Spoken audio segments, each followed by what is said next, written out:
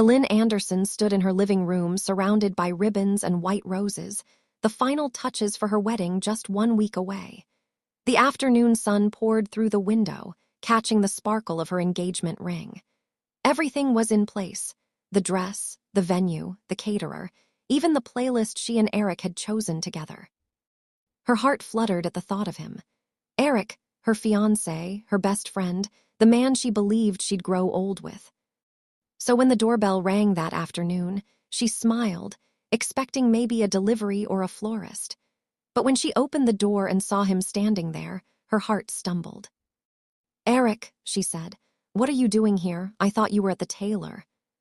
He stood in the doorway, shoulders tense, his eyes avoiding hers. There was something strange in his face, guilt mixed with a nervous determination. "Elin," he said, his voice flat, "do you have the rings?" She blinked. "The rings, of course, why?" "I want to see them," he said quickly. Her smile faltered. "Is something wrong?" He didn't answer, only looked at her with that unreadable expression. She hesitated, then turned toward her bedroom and opened the top drawer of her dresser. The small velvet box was there, resting beside her wedding invitation. She brought it to him. "Here," she said, handing it over carefully. "Is something wrong with the engraving?" He opened the box and stared at the 2 gold bands, polished and perfect.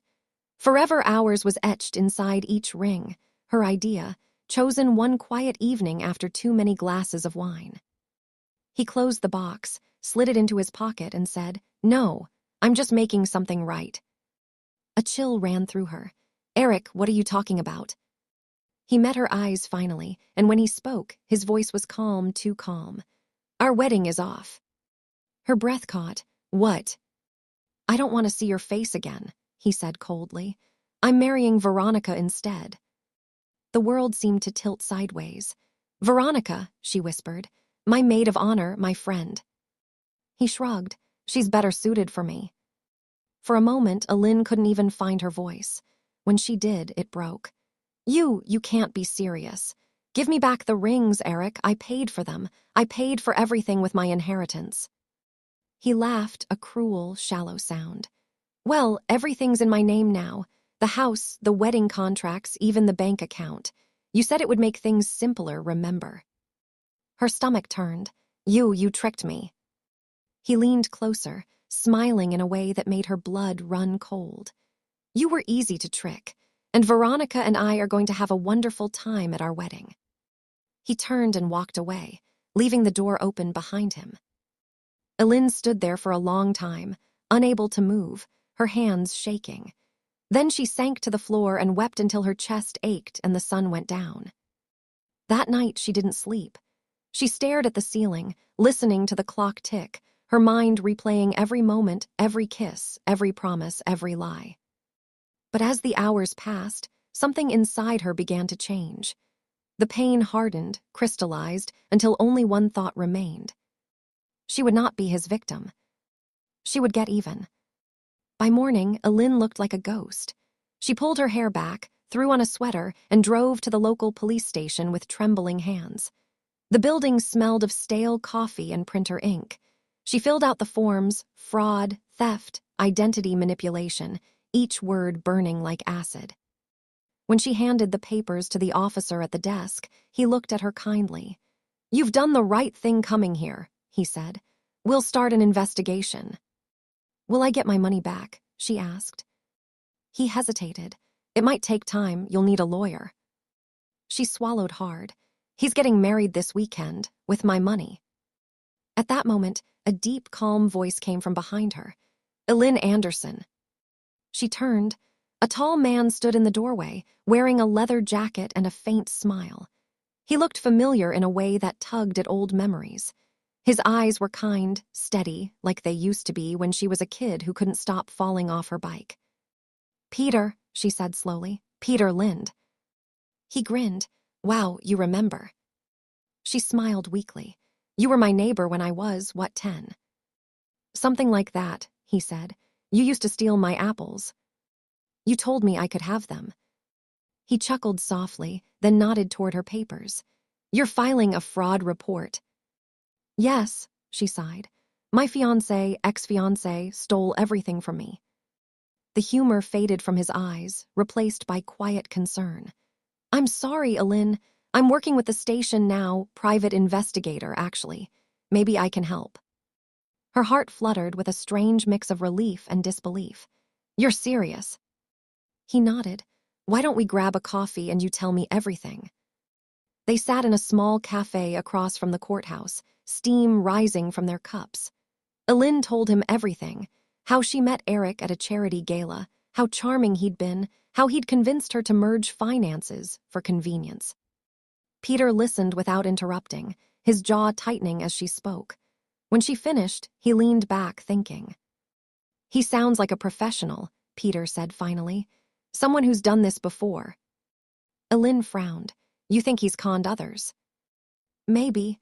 I can look into his financial history. You said the wedding's still on for this Saturday. Yes, at Willowbrook Estate. Peter smiled slightly. That gives us 3 days. 3 days for what? He leaned forward, eyes glinting. To make sure they never forget what they did to you. Over the next 2 days, they worked side by side. Peter traced Eric's bank transfers and found a trail of accounts, one in his name, one shared with Veronica, and even one offshore. Meanwhile, Elin called the wedding venue, pretending to confirm final details. The manager told her everything was still booked under her name. He didn't even bother to change the contract, Peter said when she told him. That's arrogant. Her lips curled into a slow smile.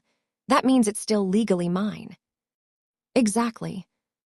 Elin's pulse quickened. Then I know what we're going to do. Peter raised an eyebrow. Oh.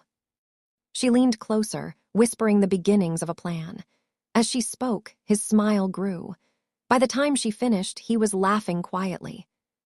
Elin Anderson, he said, you are far more dangerous than I remember. Saturday arrived bright and warm, perfect wedding weather. At Willowbrook Estate, everything gleamed. The white tents, the crystal chandeliers, the floral arches, all of it designed by Elin herself. Guests mingled with champagne glasses, gossiping about the glamorous couple. Inside, Veronica preened in front of a mirror in the same gown Elin had once tried on, the same lace, the same pearls. She looked beautiful, radiant, and utterly smug. Eric adjusted his tie, flashing that same confident grin that once made Elin's heart melt. We're really doing it, he said. Finally.